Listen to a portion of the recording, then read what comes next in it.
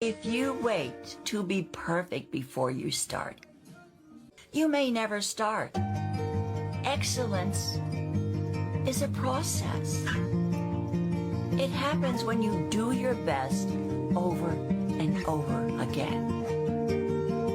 You don't have to be perfect to begin. You don't have to be perfect to appreciate yourself. You don't even have to be perfect to be loved or to love.